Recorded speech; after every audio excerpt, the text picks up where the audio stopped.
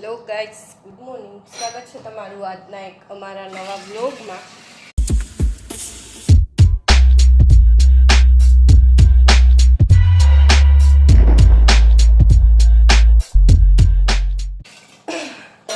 તો સન્ડે છે એટલે એમાં એવું છે, કાલે મિહિર ને પપ્પા ઘરે હતા, કંપનીએ લાઇટ નહોતી એટલા માટે. એટલે આજે એને ચાલુ છે તો મિહિર સૂતા છે, એને જવાનું છે નાઇટમાં.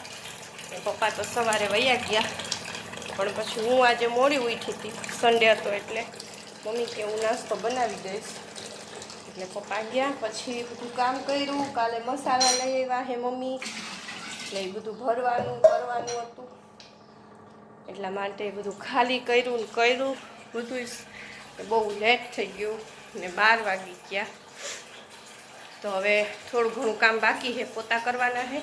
ને આજે મોડું થઈ ગયું ને એટલે કપડાં હવે મશીનમાં નાખી દઉં, નકર તો હમણાં હાથે ધોઈ નાખવું વહેલી સવારે, ફ્રી થઈ ગઈ હોય ને એટલે. પણ હવે આજે લેટ થઈ ગયું છે ને એટલે કપડાને નાખી દઈ મશીનમાં, પોતા મારી દઈ, અને પછી ફર્યું ને એવું કરી ટોયલેટ બાથરૂમ, પછી નાહી લઈ.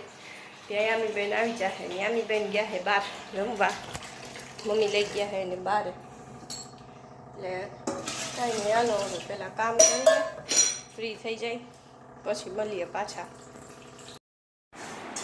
જીગુ તું હવારમાં શું કરસ? યામી હાટું મખાના. યામીન ભાવે છે? પહેલી વાર ટ્રાય કરાવી હતી, ખાય તો ઠીક.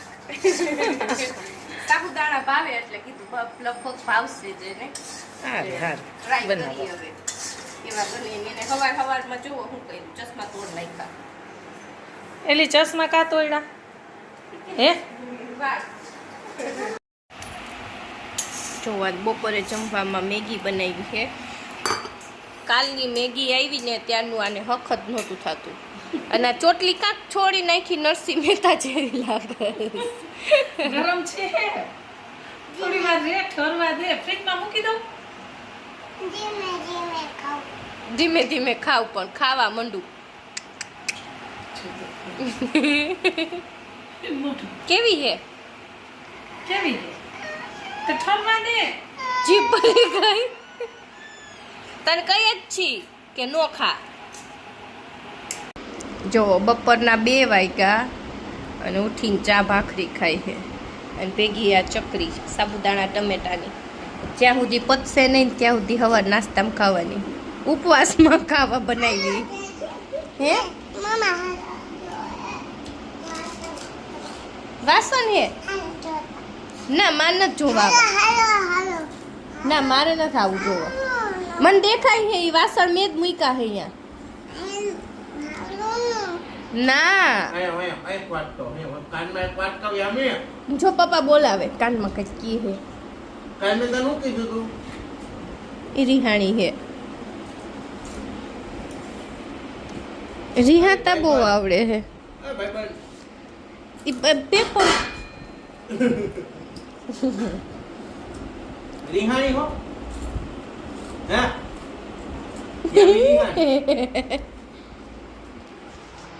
યામીની સાડી. યામી કાલ આપણે નવી ફરફર કરવી છે.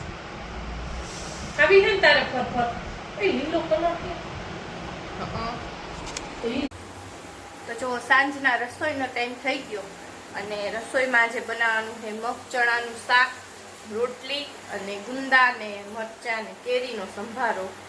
જો આજે મમ્મીએ હે ને લાડવા બનાવ્યા. આપણા આ લાડવા મખાના, પછી કાજુ, બદામ, સૂકું કોપરું ને કાળા તલ, ગોળ, એવી રીતના કંઈક બધી વસ્તુ નાખી ને એને બનાવ્યા. અને હું ભૂલી ગઈ હતી ક્લિપ લેતા. હું યામીને તૈયાર કરતી હતી ને એવું બધું કરતી હતી, એટલે કંઈ યાદ ન રહ્યું. પણ પાછા નેક્સ્ટ ટાઈમ બનાવશે ને ત્યારે પાક્કું એની રેસીપી હું બતાવીશ કેવી રીતના બનાવ્યા એમ. અને જો અહીંયા શાકનો વઘાર થઈ ગયો છે. હવે કુકર બંધ કરી ને સંભારો વઘારીને પછી આપણે રોટલી કરી નાખું. જો બની ગયું જમવાનું. શાક, ગુંદા ને મરચાં, કેરીનો સંભારો, રોટલી, છાશ. ના ને સંભારો બહુ ભાવે. કા સંભારો ખાવો હે? એ